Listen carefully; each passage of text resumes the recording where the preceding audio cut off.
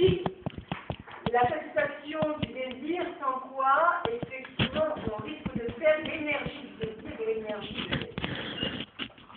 Donc, le désir porté vers une insatisfaction qui nous laisserait à penser que si le désir s'enracine dans l'esprit, nous laisserait à penser que l'esprit, par définition, est toujours insatisfait. Alors, je reviendrai sur ces points un petit peu compliqués, j'en ai bien conscience,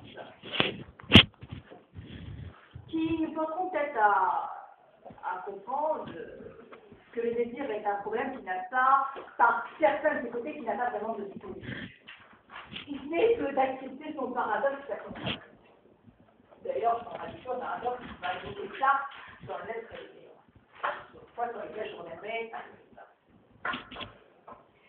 Il serait peut-être intéressant pour essayer, peut-être d'équilibrer ces perspectives, d'essayer d'aller chercher du côté de l'étymologie. Pour essayer de voir ce que l'étymologie nous apprend. D'ailleurs, l'étymologie sur laquelle vous vous êtes vous-même renseigné quand vous avez eu la première captation à traiter sur les rapports entre liberté et ça désir et plus désirable. Personne n'a fait la différence, il y avait des nuances à faire entre le désir et le désirable. Quelle différence, c'est que le désir, on peut toujours le ressentir, toujours l'accepter. Alors que dans l'idée de désirable, il y a l'idée que je suis en quelque sorte enclin, facile, à céder au désir et à ne pas le repousser.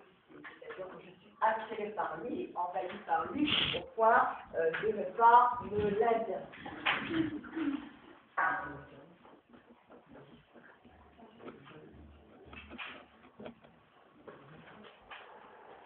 Alors, que nous apprend l'étymologie?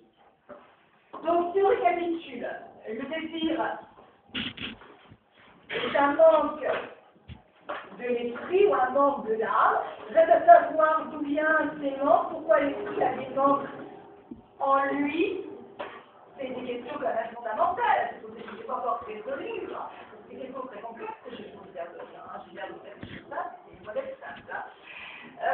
Je me demandais si ça ne venait pas justement du fait que l'homme avait en lui un imaginaire avec des fantasmes. C'est-à-dire qu'il allait s'inventer ses propres manques ou se créer ses propres manques. Manques qu'il ne pourrait jamais combler complètement. Je pense que s'il était amené à les combler, eh bien, il perdrait le désir et donc il perdrait sa raison d'être. D'accord? Donc l'homme se crée ses manques. D'ailleurs, on dira très simplement, il se crée ses manques en s'imaginant qu'il ne peut pas se passer de cela. Donc, quel serait le désir?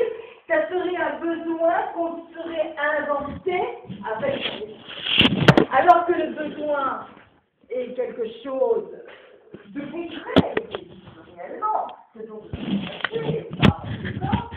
bien, le désir serait un manque dont on pourrait se passer et qu'on se serait créé avec son esprit. Et qu'il serait peut-être envisageable de ne pas pouvoir combler complètement. Autre question qu'on peut se poser, si l'esprit serait clément, est-ce qu'il peut effectivement résoudre ces manques?